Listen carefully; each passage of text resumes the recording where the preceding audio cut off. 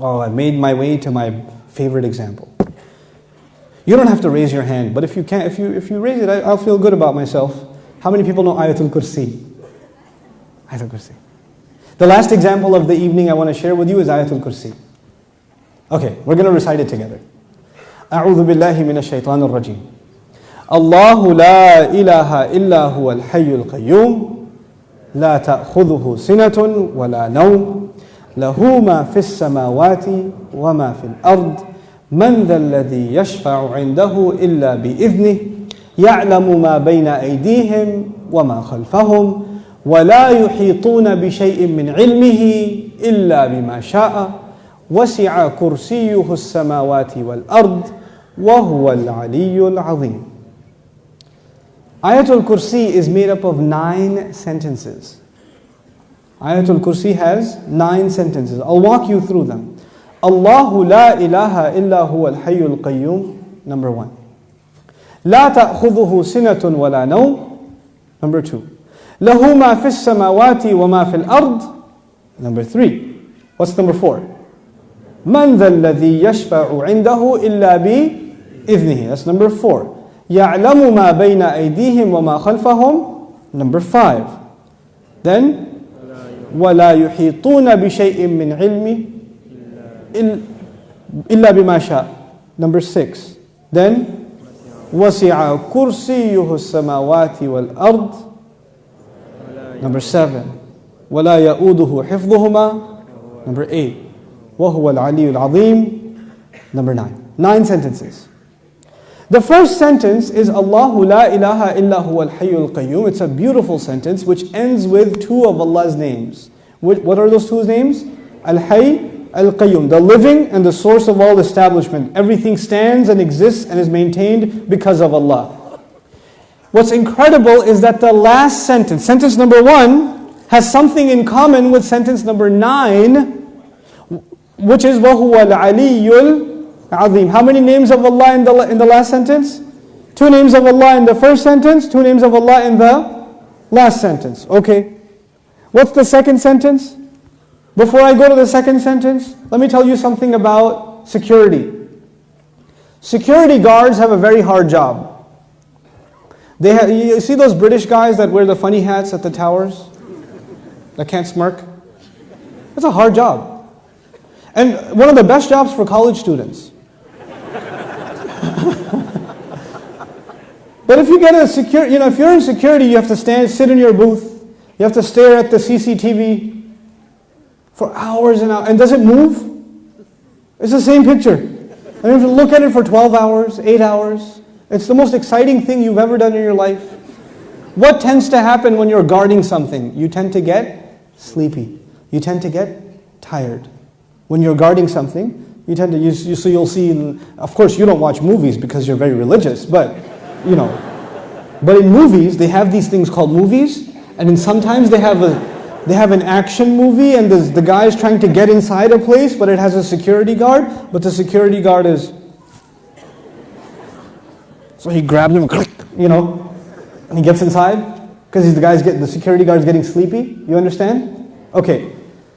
Allah Azza wa Jal says about Himself, لا تأخذه سنة ولا نوم.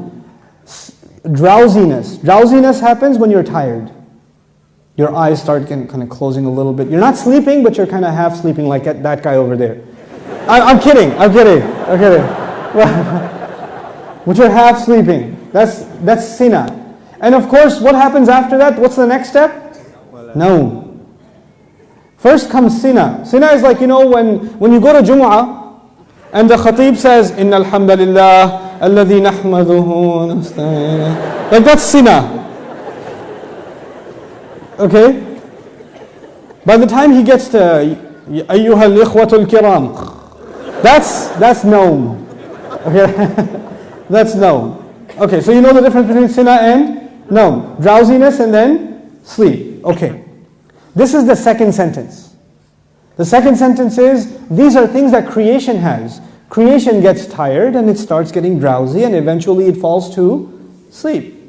Or sometimes you tell yourself, no, I'm just closing my eyes but I'm not sleeping. Okay, let me just close my eyes for a second. You're gone. You're finished. Okay? It's the best. This is the second sentence. About sleep, about exhaustion and sleep. Drowsiness and sleep. What was the second last sentence? وَلَا يَؤُودُهُ حِفْظُهُمَا.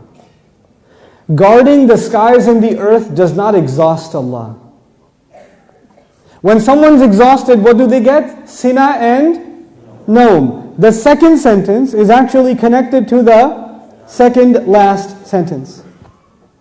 لا تأخذه سنة ولا نوم ولا يؤوده حفظهما. He says له ما في السماوات وما في الأرض. He owns whatever is in the sky and the earth. Now before I tell you further, you need to understand the difference between two words, two names of Allah, Malik and Malik.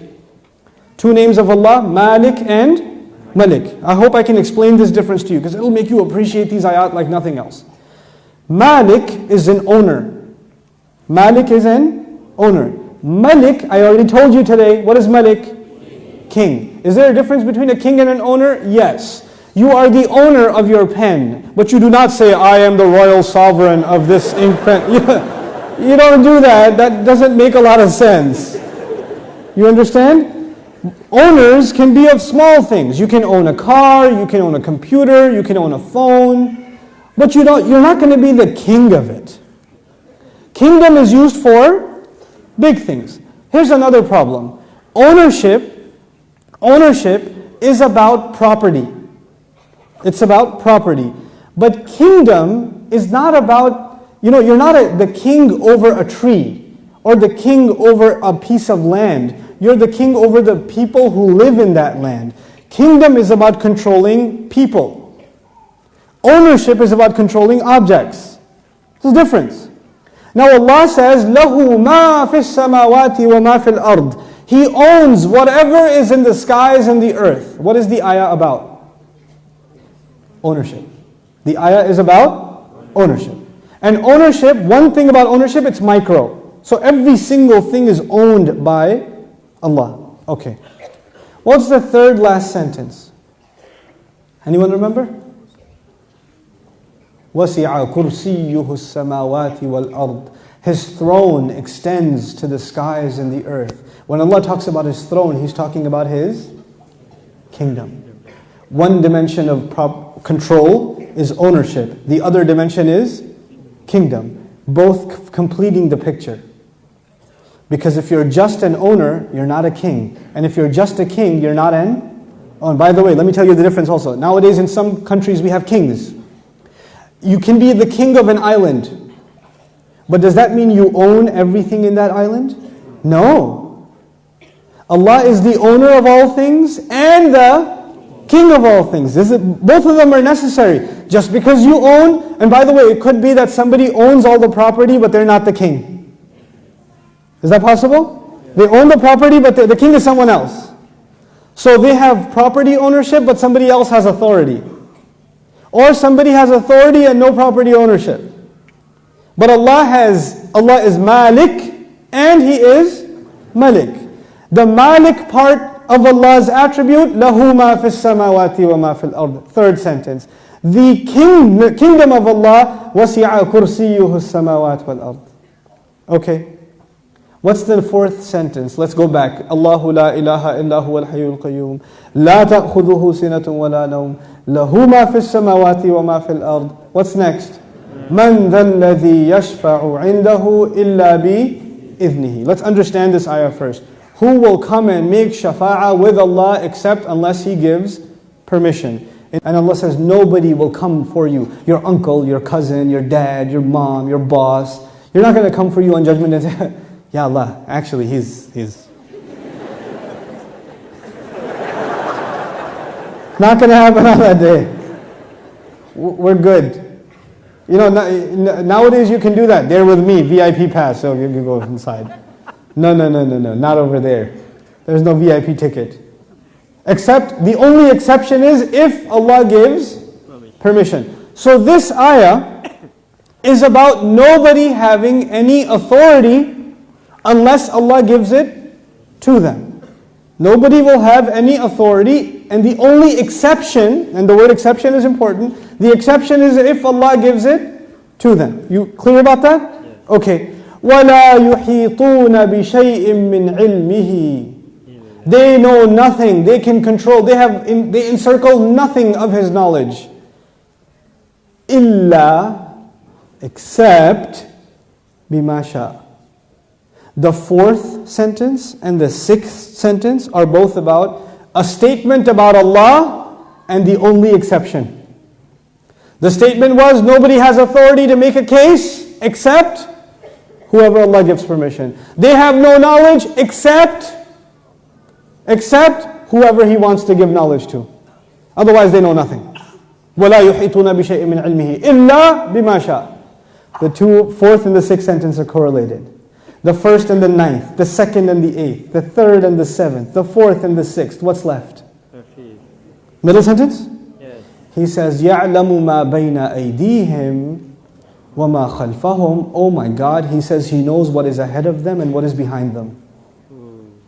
And He knew what is coming ahead in the ayah and what was behind in the ayah. He put in the middle of it is, I know what's ahead and I know what's behind. Who speaks like that? Who speaks like that? SubhanAllah. The way in which Allah talks, the way in which Allah delivered this speech. And I want you to be cognizant of a fact. The fact is, we now read the Quran as a book.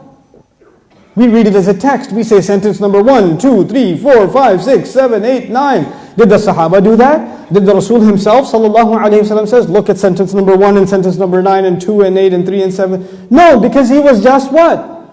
Speaking. He was speaking the Quran. We are able to see these things when they're put in writing. The Quran was so perfect when it was being given in speech. And which has more possibility of mistake? When you write something or when you say something? Oh man, when you say something, it's hard to take it back. Especially if it's on YouTube. That's hard. But if you're writing a nasty email, then you can, before you hit send, erase that and just say Eid Mubarak and then send it.